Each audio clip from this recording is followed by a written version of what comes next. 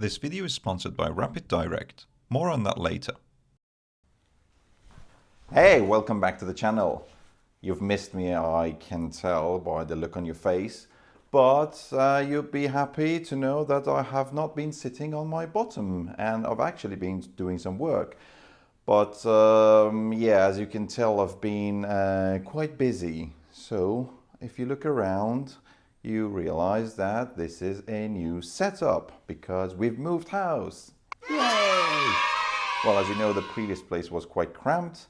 I barely had any room to maneuver around the machine. So we've moved house in the past couple of months, and I've got a double garage now, which is roughly around 25 square meter, which is really decent space for what I need. It's got a good high ceiling as well. It's not all done yet, so I won't be showing you around the garage, although you will be seeing a lot of footage. But I've got more furniture coming in for the garage, and I've got some tools and a new setup. But I was so keen to get a video on YouTube because it's been a while since I've posted something, and a lot has happened on the machine, and especially on the software side. And I will try to show as much as I can today. But as announced in the beginning of the video, this video is sponsored by Rapid Direct. So I want to show you some of the products that I have ordered to them, and I've received a package. So we'll have a look at the package first, and I want to show you a quick, brief ordering review process on their website, and then we get straight into it. Okay, so this is the box that I have received. And you'll be happy to know that I've taken feedback and learned from some of the things that you mentioned and suggested in the comments. And I have designed a brake for the B-axis. So there is a part in here that would help us install a brake on the B-axis. And there are also a few other parts as well. It's interesting that they've included a little box cutter. That's very kind of them. So I'll open it with their own box cutter. Yeah, it was a fairly quick and easy process. Actually, one thing that I really liked about Rapid Direct was there was some ambiguity on one of my drawings, which was my fault, clearly. But they immediately reached out and asked for clarification, which is something that you don't often see these sort of online services would do. So that means they actually care and they look into their drawings and they want to machine everything based on the required tolerances. So that's good. Okay, let's look at the packaging. Okay, that's some good amount of foam. Okay. Yeah. Gloves. Oh, that's interesting. Some gloves as well. Okay. Oh yeah, I really like these. I don't know, these type of paper protection. It protects the material very, very good, the parts. So that's one of the parts. That's another one, and that's the third one. So maybe we can start with the bigger one. Okay. So let's get this off. So they've put a part number, which is their own part number, and then the file name, which is something that I can identify which part it is, and a little print picture of the part itself. So let's have a look. Okay, look at this. Wow. So on the bottom of the C-axis, I need to have like a cap, a lid. Originally, I wanted to print it out of resin with a clear coating, but then I soon realized that that won't be durable enough because resin, coolant especially, can affect resin and different types of plastic, and I didn't like it. So in the end, I sort of gave up. So I sort of modified the design a little bit, and now we've got the part in aluminium. This looks really good. There's a seal around it, and yeah, it's got some tapped holes. Yeah, it's been beautifully machined, beautifully finished. Yeah, I'm quite happy with this. So later on, when I assemble the C-axis, you will see how this part will get installed. Now let's get on to the second part. I'll probably put that to the side. Right. So the second part is related to that B-axis brake. So let's have a look.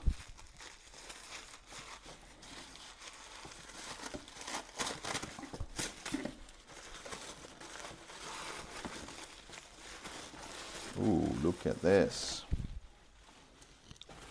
Okay. Oh yeah, this is nicely finished. Beautiful, beautiful part. Yeah. So I've got a brake for the B-axis, which is just here. Ooh, if I can get it out. There we go. So this is a brake, a typical brake. I bought it from AliExpress. This is for stepper motors. So this goes directly on the back of a stepper motor. But because I'm not going to be mounting it directly on the back of the B-axis, because firstly I need the hollow shaft, secondly I don't have enough space behind it, it's going to be installed off center, and I'm going to use a timing belt and a pulley system to connect the two together.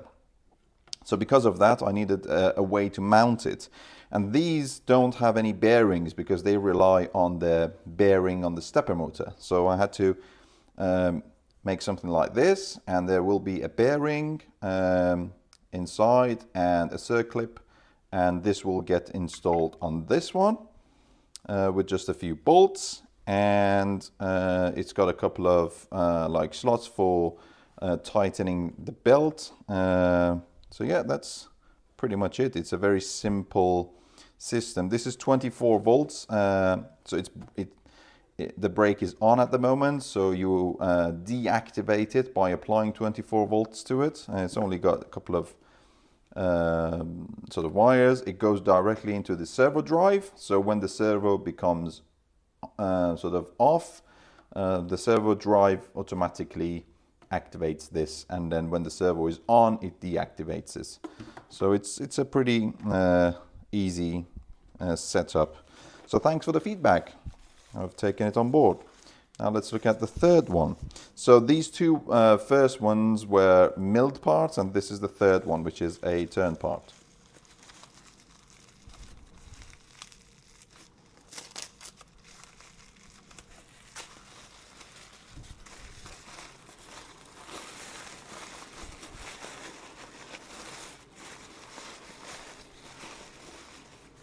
Oh, look at that.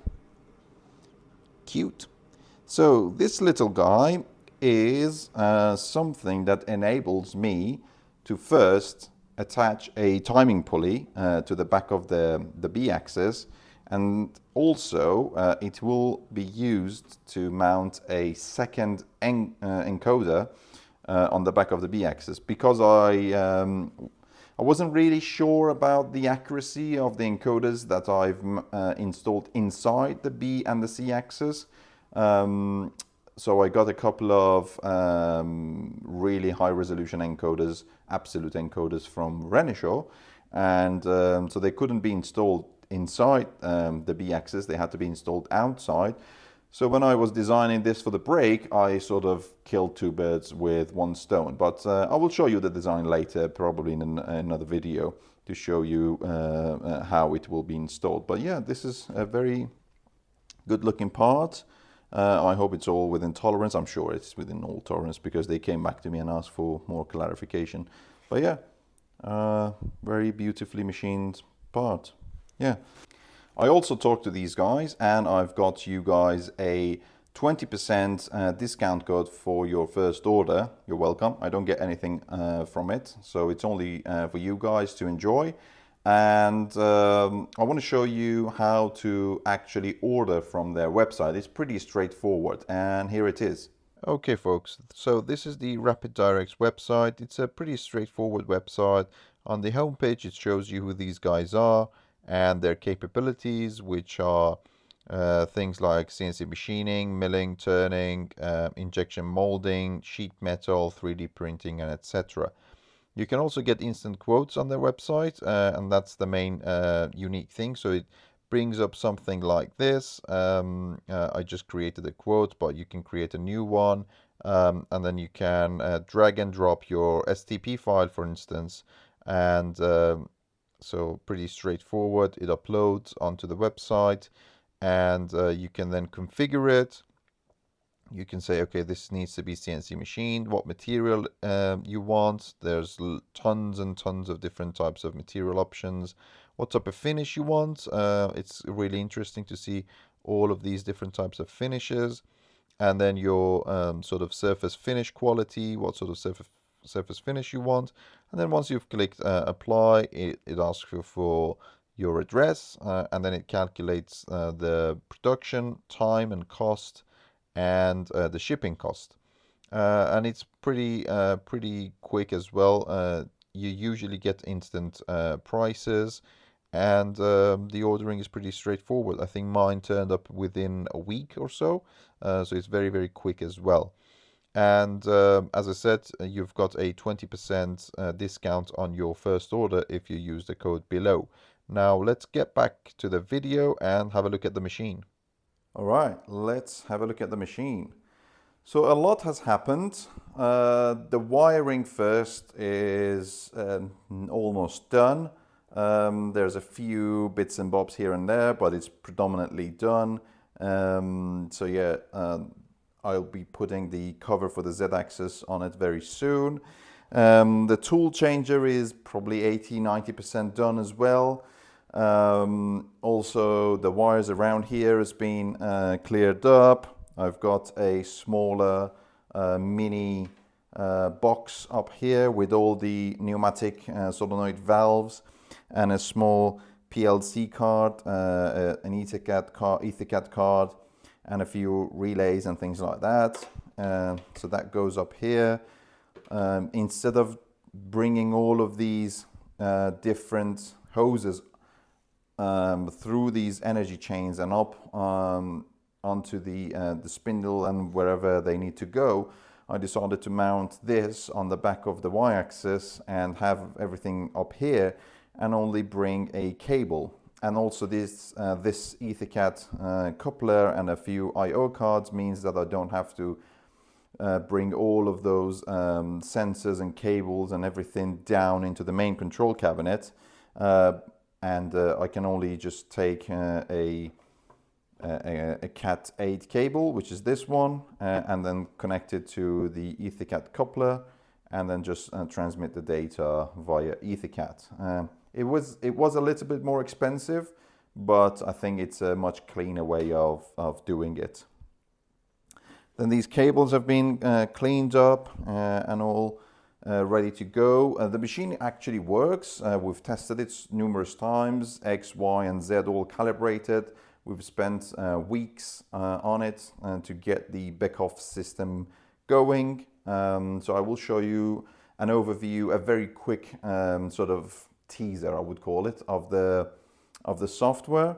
Then the tool changer mechanism is done, as I said, 80–90%. So we've got a stepper motor down here, connected to a gearbox, and then the actual magazine, if you like. So this is made from one piece of aluminium. It's got a very nice ring to it. Take a listen. Amazing. So it's been beautifully machined. All of these numbers, as you can see, they're all engraved, and yeah, so that's how this works. As if you remember, this is on a swing arm that swings in and out. There is an actuator, electric actuator, to open it in and out. I didn't want to use a pneumatic one because this gets used a lot, and that means the pneumatic actuator gets used a lot, then you need to produce a lot of air, and I don't want to do that. The spindle itself needs pneumatic to change the tools, so that's already enough air used. So that's an electric actuator. Then there is a small mechanism here which is still testing it. I'm still not sure about it. I might change it ever so slightly. I've had a few iterations and tested it in different ways. Reason being, when it's in the closed position, we can't rely on these bearings and the actuator itself to hold it in place. And so you need to have some sort of a spring force behind it. So as you can see, that's got a spring force, but at a later date, when I finalize the mechanism, I will show you how this is done. But yeah, this is on a spring. That's why you see those small linear guideways and things like that down there. But yeah, so that's in the closed position now, and then it swings out and it goes into open position. This is just temporary, the table. I don't know if you've seen it, but it's one piece of, well, the top is stainless steel, and then we've got this stiffener on the bottom, and then backside is stainless. It's been welded, machined, and then ground. And then later on, when the machine is up and running and everything is aligned using a laser alignment system, then I will be finishing this top, as in like grinding it with the spindle itself. So it will bring it to perfect sort of parallelism with the machine. Then on the bottom, we've got the coolant tank. So the coolant tank has been installed as well. So this is on a couple of just rails. So you pull these down and it sort of slides out like so, and it goes all the way past the coolant tank, or no, not the tank, the coolant, I don't know, top, if you like. And then this opens up if you want to clean it. So it's got different segments with holes in them, and the pump actually sits inside of it. This will get all, so the top, the sides, the bottom, all of it will get insulated using insulation pads. So that goes in there like so.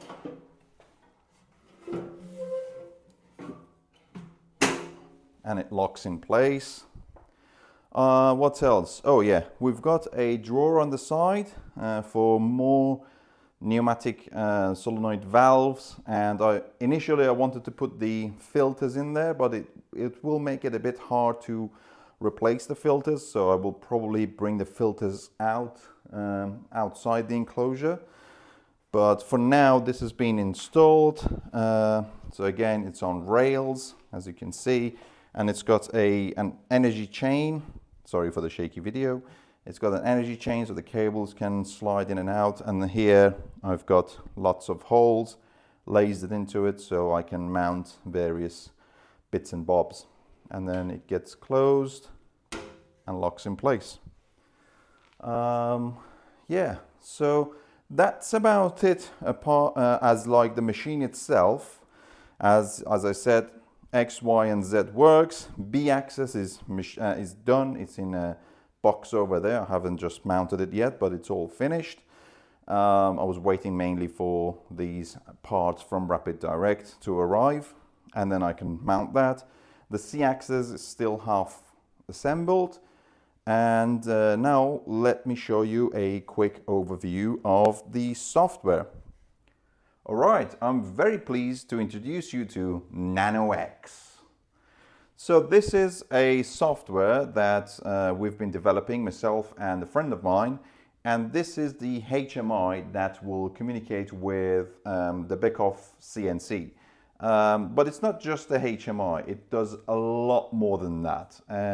There's still loads of parts of it that we haven't developed. Some parts of it are in testing phase, and some parts of it are complete. So what does it do? I want to show you just a very quick teaser of it.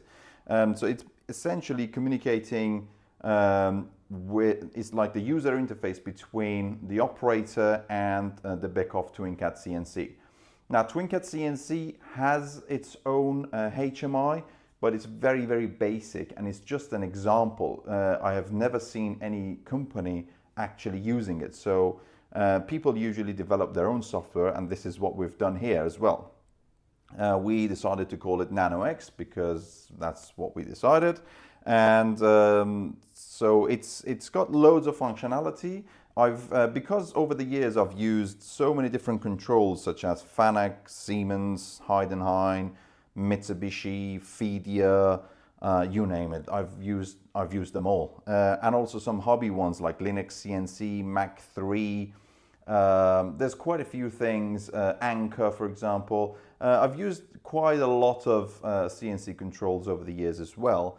So I've tried to combine all of the good functionalities of all of them into this control. And this video is not about this control. I'm going to make a dedicated episode, probably more than one actually, because of all the different aspects of it. But I just wanted to show you a quick overview. So this is the home screen. So you've got your if you're running the machine and you're on the home screen, you can see a brief overview of what's happening on the machine. So you can see your feed rate, rapid and spindle speed. You can interact with it here. You can just change it, change the override. You can see the position of different axes. You've got your 3D model of your part, and you can also move it around, zoom in and out, and then do lots of things. Here you've got a few lines of the G code that is running, so the ISO program will be shown here, and on the background there will be a graph that shows the progress, like a progress bar of how far you are through your machining of that part. Then you've got various other menus, such as, for example, manual. So this is where you sort of jog the machine, or you can have you can type an MDI, or you can do various things. So you can, for example, go into jog mode, and then you can hold this and move it around. Obviously we will have an MPG, but you can also move the axes, different axes like that, and then you can interact with the machine like that. You can have the spindle in speed mode, so you can start it or stop it based on the RPM that you set up there, or you can have the spindle in position mode and actually rotate the spindle as an axis. So this is changing the behavior of the spindle on the drive level. Then you can have jog in a continuous mode as we are, and then you can have like step mode. You can have your MPG, as I said, MDI. You can turn all the axes on and off. You can interact with these very easily. It's not a finished article, but yeah, we are getting that. You can set your datum for different axes. You can have like your work offsets and things like that. So that's pretty much for your sort of home page.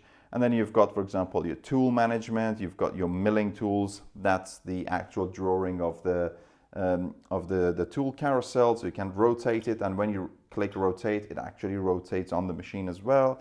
Then for tool management, there is loads to talk about, so I don't want to bore you with that, but you've got milling tools, turning tools, and the grinding attachment wheel that will be attached to the machine. And then you've got your tool library up there as well. There's lots going on about this control. You've got your workpiece setup, pallet management, because I'm going to be running this machine unmanned. There are various things that you can do. You can monitor your temperature sensors.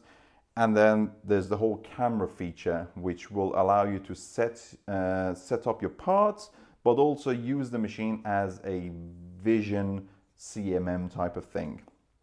But another thing that I want to show you, and I'm quite excited about, is actually we wrote a small software to show the different aspects of the linear scales, because as if you can remember, the machine's got linear scales. So let me just get rid of that.